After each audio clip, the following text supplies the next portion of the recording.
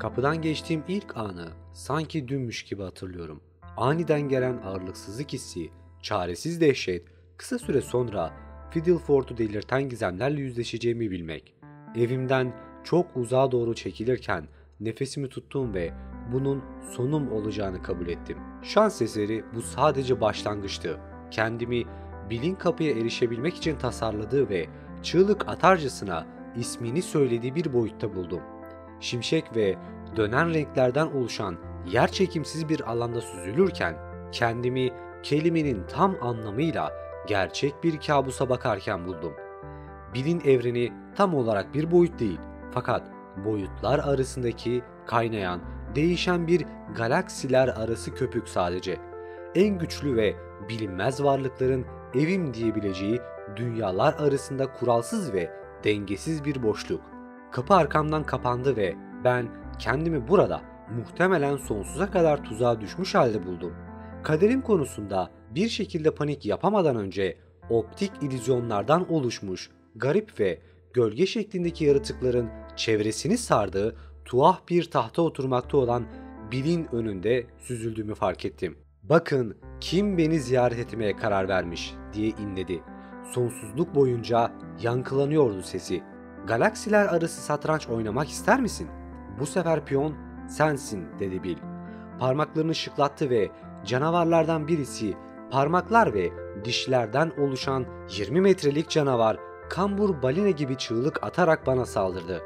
Canavar yanından geçerken tam zamanında bir asteroid alanının arkasına saklanmaya başardım ve pek çok canavar uzay taşlarını parçalayarak beni ararken panik içinde havada yüzdüm. Hayatımı kurtarmak için etrafa doluşmuş canavarlardan kaçarken mucize eseri oradan geçen büyük bir asteroidin içindeki kratere saklanmayı başarmıştım. Taştan mağaranın derinliklerine inerken Bill'in tiz sesini duyabiliyordum. "Altı parmak saklambaç oynamak istiyor. Onu bulup bana getiren ilk kişiye kendi galaksisini vereceğim," dedi. Beni bulmak için yarışan büyük ve küçük yaratıkların delice kahkahalarını dinliyordum. Yorgunluktan ve öfkeden o kadar delirmiştim ki aklımdan geçen ilk şey yüzüne küfür edebilmek için bile teslim olmak oldu. Şans eseri ben delice bir şey yapmadan önce saklandığım mağarayı galaksiler arası mültecilerden oluşan üşümüş bir aileyle paylaştığımı fark ettim. Garip, simli, mor bir ateşin etrafında toplanmış olan bu bandajlı, savaş mağlubu yaratıklar beni yanlarına çağırdılar ve bana hikayelerini anlattılar. Görünüşe bakılırsa onlar gemileri boyutlar arasında bir solucan deliğine çekilen asteroid madencileriymiş ve kendilerini benim gibi burada kaybolmuş halde bulmuşlar. Ben Bill'den bahsettiğimde çığlık atarak sanki ağza alınmaz bir şeyden bahsetmişim gibi kulaklarını kapattılar. Kıllı, kırık dişli ve kobay ile korsan karışımı bir yaratık olan liderleri bana benim eski ilham perimin aslında tüm çoklu evrende en çok korkulan varlıklardan biri olduğunu açıkladı. Bill kendisi ve adamları için kabus boyutunu sığınak olarak seçmiş ama burası kanunsuz olduğu ve sürekli devam eden fiziksel kuralları olmadığı için sonunda kendisini yok etmeye mahkummuş. Bill bu yüzden ele geçirecek yeni ve daha dengeli bir boyut ve onu içeriye alacak kadar aptal birini arıyormuş. Yani benim gibi aptal birini. Onlara Bill ile olan geçmişimi ve yaptıklarını nedeniyle yok etmek istediğimi açıkladım. Şüpheci olsalar da yaratıklar bana acıdılar ve bana yardım etmeyi teklif ettiler. Bana kendilerine ait boyutsal tercümanlardan birini ve birazcık yiyecek verdiler. Onlara kendi evime ulaşmanın olanağını sordum ve bana bunun çok düşük bir ihtimal olduğunu söylediler. Böylece zihnimde olaylar oluşmaya başladı. Boyutlar arasında dolaşacak ve Bill hakkında öğrenebileceğim her şeyi bulacaktım.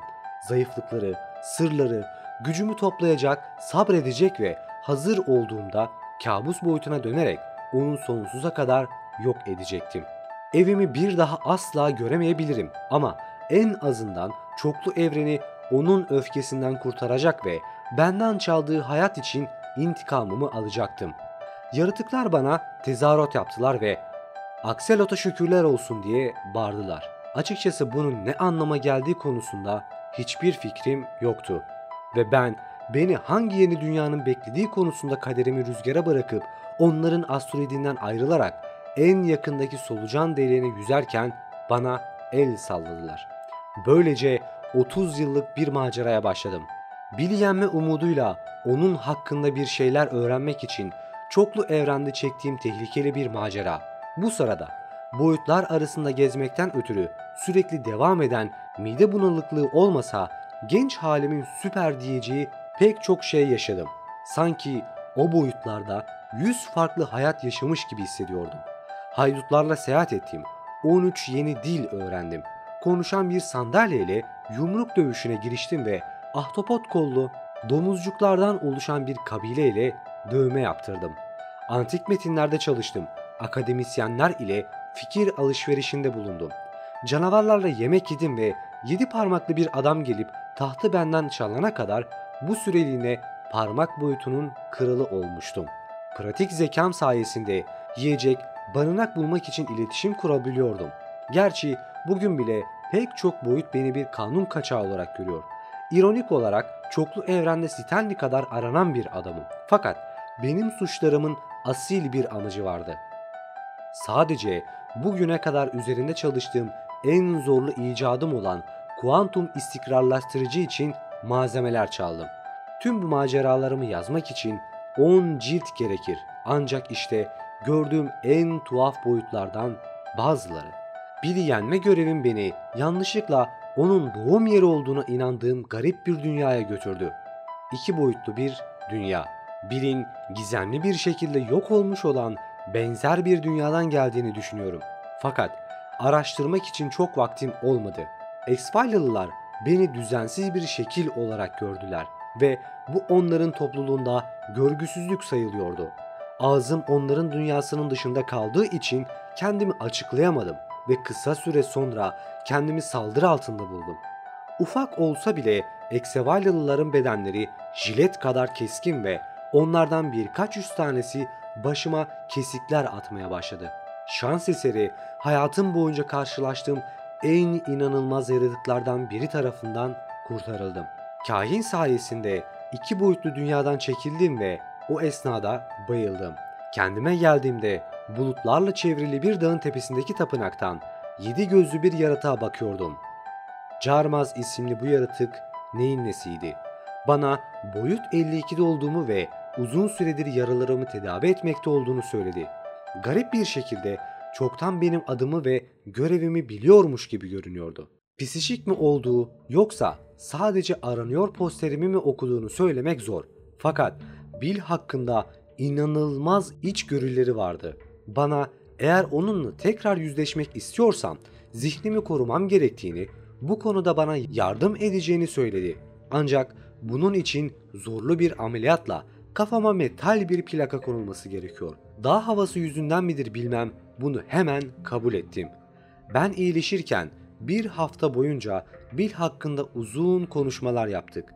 Görünüşe bakılırsa onun güce duyduğu açlık evinin olduğu boyutun yok olmasına yol açmıştı.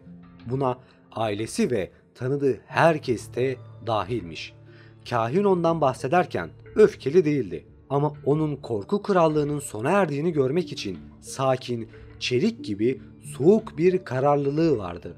Gözlerimin derinliklerine baktı ve bana kaderinde Bill'i yok etmek olan adamın yüzünü taşıdığını söyledi. Ertesi sabah uyandığımda gitmişti ve ben tamamen başka bir boyuttaydım.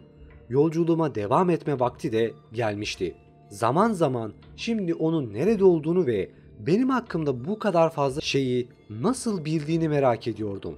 Fakat neredeyse 30 yıl boyunca boyutlar arasında dolaştıktan sonra neredeyse bizimkinin eşi olan paralel bir dünyaya denk geldim. En azından bir tane büyük farkı vardı. Bu dünyada ben Stan tarafından kapıdan içeriye itilmemiştim. Bu dünyada kardeşim beni dinlemiş ve birinci günlüğü esrarengiz kasabadan uzaklaştırmıştı.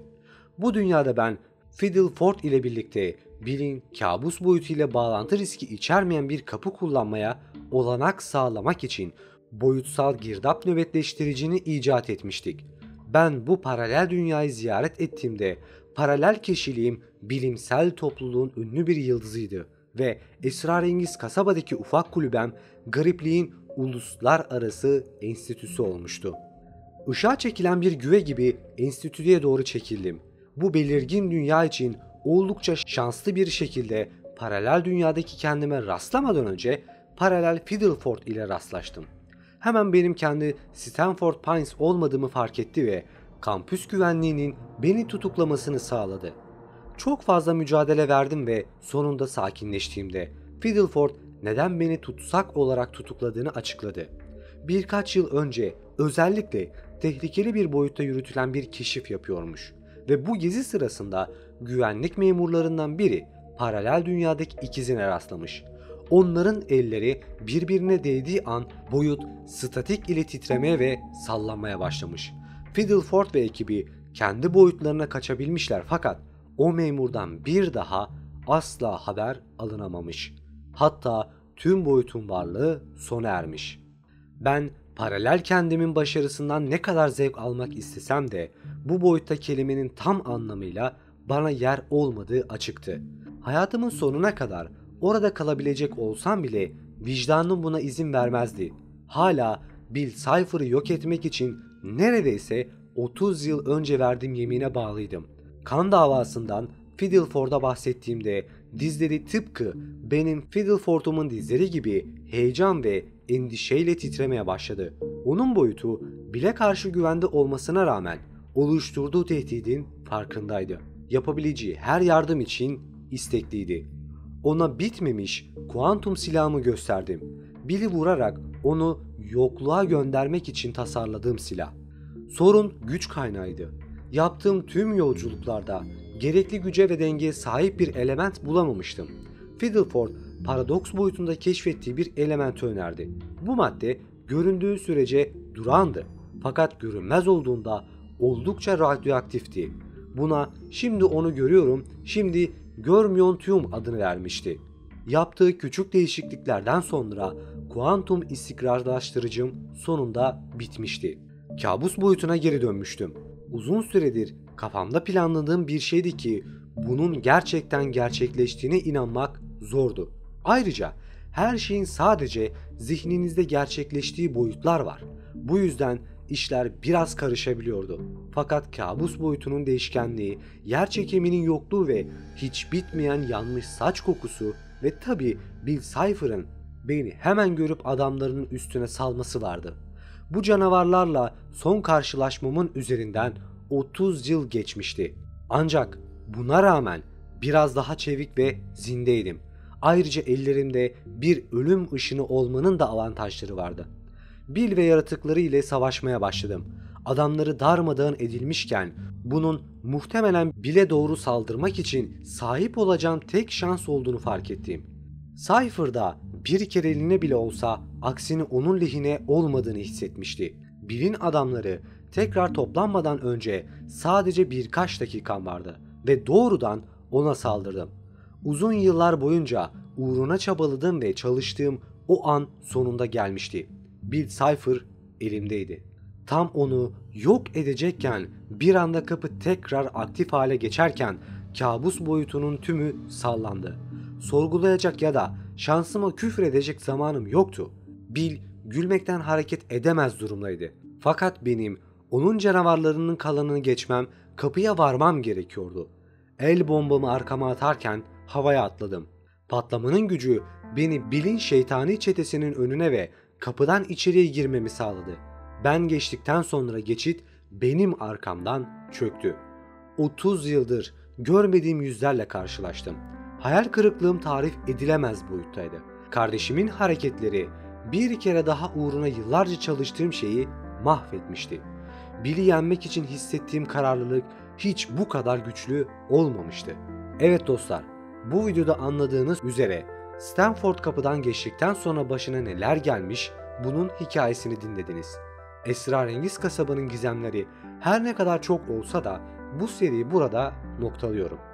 Kanalıma maddi destek verenlere de çok teşekkür ederim. Sen de maddi destek için kanalıma katıl üyesi olabilir ve ayrıcalıklardan yararlanabilirsin. Ayrıca kanalıma abone olabilir, videoyu beğenebilir ve yorumlarda fikirlerini belirtebilirsin.